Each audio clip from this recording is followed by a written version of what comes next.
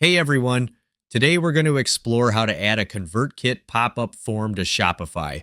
If you're new to ConvertKit, don't forget to check out the free trial link in the description below.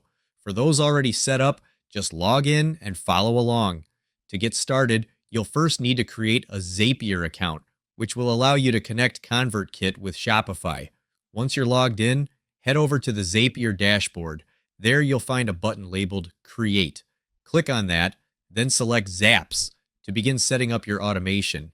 If you have any questions along the way, don't worry. The Copilot feature is available to guide you through the process.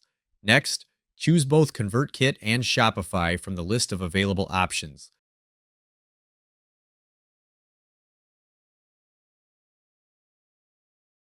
Be sure to fill in all the required details on the right side of your screen.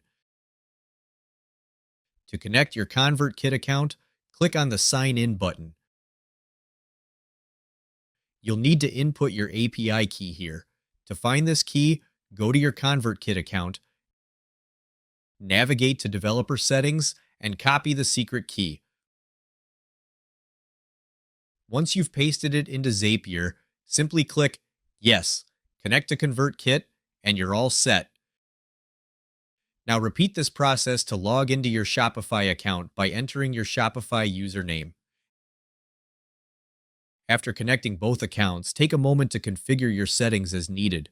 When you're satisfied with everything, just click Publish to activate your Zap. And that's it. You're all set to automate your processes. I hope this video clarifies the steps and makes the entire setup easy for you.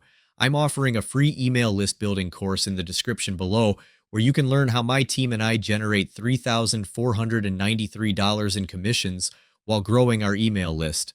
The training is completely free right now, so don't miss your chance to check it out. Thanks for watching.